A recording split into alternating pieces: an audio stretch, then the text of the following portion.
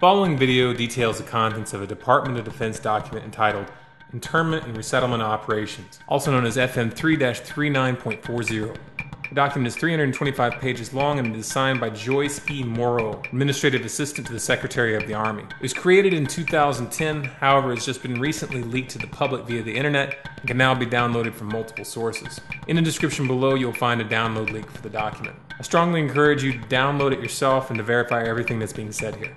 The document outlines military procedures for internment and resettlement of civilians, and it describes the layout and the administration of these internment camps. It clearly states on page 38 that it applies within U.S. territory, and it specifically addresses the detainment of U.S. citizens, as is indicated by the identification procedures for new prisoners on page 146, which states that social security numbers are to be recorded alongside their photograph and fingerprints. Included in the list of organizations which may be involved in these internment operations are the Department of Homeland Security, FEMA, the Department of Defense, and the United Nations. On page 56, the document outlines the responsibilities of psychological operations officers within the camps, among which it states that a PSYOP officer develops and executes indoctrination programs to reduce or remove antagonistic attitudes and identifies political activists. On page 281, the document goes into more detail regarding the role of psychological operations within the camps, specifically in regards to pacifying the population and ensuring cooperation.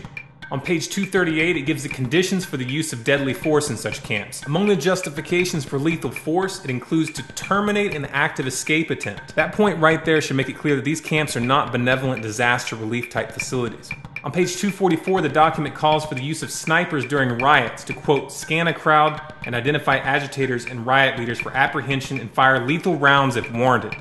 On page 260, it shows the basic layout for a facility focusing on detainment. It is depicted with interrogation areas, tribunal areas, and mortuaries. Each detainment facility is designed to hold 4,000 prisoners, and they are depicted with multiple levels of barbed wire separating compartments within the facilities, with a double barbed wire fence enclosing them, and watched over by 24 guard towers. On page 261, the document depicts the layout for what they call civilian resettlement facilities, which are designed to house 8,000 people.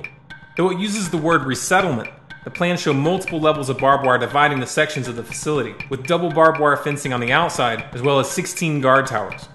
On page 262, the layout for facilities designed for what they call non-compliant prisoners is shown. These camps are designed to hold up to 300 prisoners, they have 3 interrogation centers, and are guarded by 13 guard towers. Now, if there's any question whether these plans are active or just theoretical, this should be settled by the fact that the U.S. Army has been running ads for job positions in these camps since 2009, and apparently, they're still hiring. Once again, if you look in the description, you'll find all the links you need to verify this information. It's important to note here that this document was created in 2010, which was under the Obama administration, and it predates the NDAA of 2012, which authorized military detainment of U.S. citizens. This clearly shows a long-term agenda at work. If you believe that this is important information for people to know about, then please share this video with as many people as you can. Share it on Facebook and on Twitter. Send it in emails to friends and family. Especially send it to anyone you know within the police and military. A smart strategy would be to download the PDF yourself and email it to people as an attachment with a link to this video so that they know how to navigate the document. If you want more content like this, be sure to subscribe to this channel, Storm Clouds Gathering on YouTube. For bonus content, follow us on Facebook, facebook.com/Storm Clouds Gathering, on Twitter at Collapse Updates, and our website, stormcloudsgathering.com.